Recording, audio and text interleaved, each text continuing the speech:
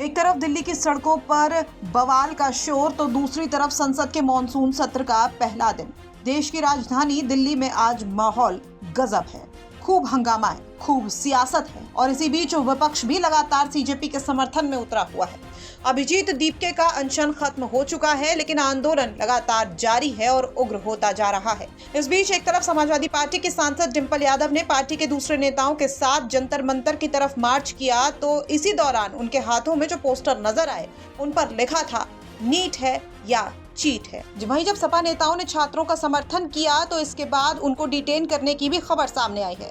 इसको लेकर समाजवादी पार्टी ने एक पोस्ट किया है जिसमें लिखा गया है कि दिल्ली में छात्रों की आवाज उठा रही लोकसभा सांसद श्रीमती डिंपल यादव जी और अन्य सपा सांसदों को पुलिस के द्वारा डिटेन किया जाना, साथ ही छात्रों पर लाठीचार्ज किया जाना बेहद निंदनीय और अलोकतांत्रिक है। लगातार नारेबाजी होती रही। इस बीच जब पत्रकारों ने अखिलेश यादव से सवाल पूछा तो अखिलेश यादव ने बीजेपी पर जमकर तंज किया। उन्होंने बीजेपी को अहंकारी बताया, साथ ही ये भी आरोप लगाया कि पेपर लीक करवाने वाले बीजेपी के लोग हैं। ये सरकार नहीं, अहंकार है। और जो श्रद्धांजलि में भेदभाव करते हो, जब लाखों लाख और करोड़ों लोग और करोड़ों परिवार इस आंदोलन से जुड़े हों, जिन बच्चों की जान गई उनके प्रति एक शब्द नहीं, श्रद्धांजलि तक नहीं, इससे बड़ा अहंकार क्या हो सकता है सरकार को।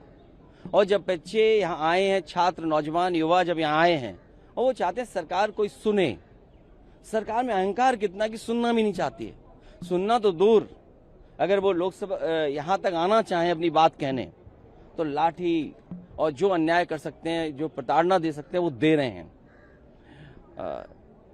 सरकार ऐसी ही है। और सरकार के अगर पन्ने पलटें, एक बार भारतीय जनता पार्टी की सरकार यूपी में थी, 1 साल का मेडिकल का कोर्स जीरो हो गया था, सेशन जीरो हो गया था। ये बीजेपी के लोग आज से नहीं घोटाला कर रहे हैं, इनकी हमेशा ही कोशिश रहती है घोटाला कर लें। और पेपर लीक में जितने लोग शामिल होते हैं वो भाजपा ही हैं। यूपी में बाकायदा ऑडिट किया हम लोगों ने और एक किताब जारी की और जारी करके ये बताया कि कितने पेपर लीक हुए हैं। कोई दोषी नहीं पकड़ा गया आज तक। 20 से ज्यादा पेपर लीक हुए हैं, लेकिन कोई भी दोषी नहीं पकड़ा गया। इसलिए नहीं पकड़ा गया क्योंकि बीजेपी के लोग उसमें शामिल रहे। और नौकरी न देना इसलिए भी सरकार करती क्योंकि आरक्षण देना पड़ेगा। अगर सरकारी नौकरी होगी तो आरक्षण देना पड़ेगा। ये भ्रष्टाचार नहीं कर पाएंगे। आउटसोर्स से करेंगे तो भ्रष्टाचार कर पाएंगे। जब नौकरी सरकारी मिलेगी तो बजट से पैसा जाएगा। दुख है कि आज लाठी चली है। मैं अपने युवा सांसदों से कहूंगा कि जिन बच्चों पर लाठी पड़ी है और जंतर मंतर पे अगर वो मिलने जाना चाहते हैं तो जाएं, मिल करके आएं और पार्टी का संदेश दें कि हम उनके साथ हैं। और नौकरी की चोरी नहीं है, बीजेपी सीसी है, चंदा चोरी, चढ़ावा चोरी। और सोचिए कि कहां पर चोरी हुई है। भगवान राम के मंदिर में, मर्यादा पुरुषोत्तम राम, प्रभु राम जी के यहाँ पर चोरी हो गई। कौन नहीं जानता? आपके चैनल नहीं जानते क्या?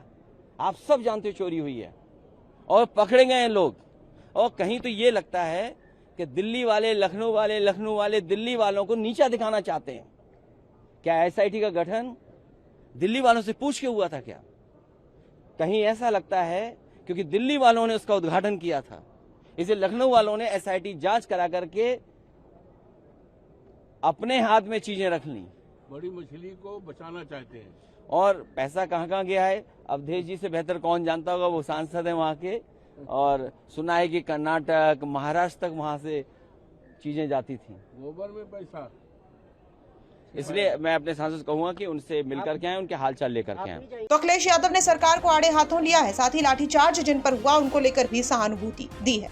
अखिलेश यादव के आरोपों पर क्या कुछ होता है बीजेपी का रिएक्शन, ये देखने वाली बात होगी। ब्यूरो रिपोर्ट, यूपी तक।